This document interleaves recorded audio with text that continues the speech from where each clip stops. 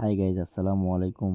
যে যেখান থেকে দেখছেন আমাকে সবাইকে জানাই শুভ সকালের শুভেচ্ছা। আমি একটি পর্তুগিজ আঙ্গুর কোম্পানিতে চাকরি নিয়েছি। এখানে সকাল 6টা বাজে উঠে আমি এই কোম্পানিতে আসছি। আস্তে আস্তে আমার রাস্তা 1 ঘন্টা সময় লাগছে এবং 7টা থেকে আমি ডিউটি শুরু করছি। আমার 8 ঘন্টা ডিউটি। সকাল 9:30 বাজে আধা ঘন্টা নাস্তার জন্য সময় দেয় 10টা পর্যন্ত। 10টা থেকে আবার কাজ স্টার্ট হলে আপনার 10টা থেকে 1টা পর্যন্ত, 1টার পরে 1 ঘন্টা লাঞ্চ, তারপরে 3:30 বাজে আপনার কাজ শেষ। এই পর্যন্ত হচ্ছে ডিউটি টাইম 8 ঘন্টা। তারপরে যেটা করি এটা হচ্ছে ওভার টাইম, প্রতি ঘন্টা 6 ইউরো করে। যত ঘন্টা ওভার টাইম হয়, মাঝে মধ্যে হয় মাঝে মধ্যে হয় না, এরকম করে 22 দিন ডিউটি আপনার। ওদের 8 ঘন্টা করে 22 দিন ডিউটি হয়। এই 22 দিনের জন্য 1050 টাকা দেয় এবং আপনার থাকার জন্য 200 ইউরো দেয় এবং খাওয়ার জন্য প্রায় 300 ইউরোর মতো দেয়। কিন্তু আমি এখনও নতুন, তাই আমি চাকরি করতে পারি কি না পারি ওইটা আমি বলতে পারি না, কারণ আমি একদিন অনেক কষ্ট হয়েছে।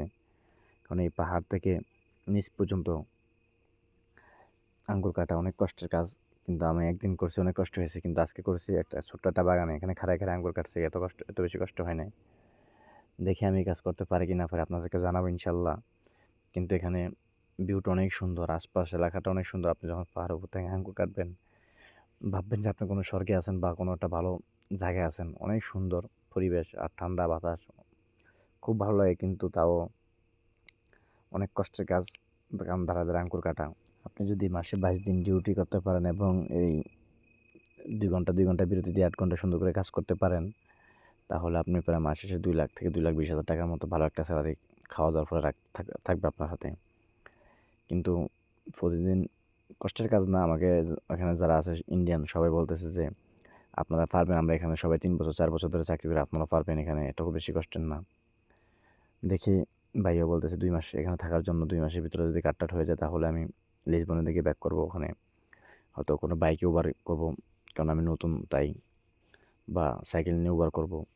কারণ স্বাধীনতা জব করাই সবচেয়ে ভালো। কারণ বাঙালি দোকানে চাকরি করলে 1,000 টাকা বেতন দেয়, দুনিয়ার কথা, দুনিয়ার প্রেশার, 15 ঘন্টা ডিউটি। আর পর্তুগিজ ভালো কোম্পানিতে চাকরি পাওয়া এত বেশি সহজ না, অনেক টাফ ব্যাপার। পর্তুগিজ ভাষা জানা লাগে। আজ তো আমি এখানে নতুন। তো আর কি, যেভাবে আসছেন ইউরোপ, সবাই ভালো করে খোঁজ খবর নিয়ে নিজেদের মানুষের মাধ্যমে আসবেন অবশ্যই। যাদের কাছে বাংলাদেশে ভালো চাকরি নেই, কাজের অভাবে, তারা আসবেন। আর যাদের কাছে টাকা পয়সা আছে, এখানে এসে ব্যবসা বাণিজ্য করতে পারবেন, তারা আসবেন। ইউরোপ আসবেন হুটহাট করে টাকা পয়সা নষ্ট করে, এতগুলো টাকা 20 লাখ 25 লাখ টাকা নষ্ট করে আসবেন। আসার পরে এখানে আপনার থেকে অনেক কষ্ট করতে হবে। না হলে জীবনে যত কষ্ট পাবেন না, তার থেকে বেশি কষ্ট করতে হবে যদি আপনি কোনো কাজ শিখে না আসেন, আর যদি ব্যবসা করার জন্য পর্যাপ্ত টাকা নিয়ে না আসেন।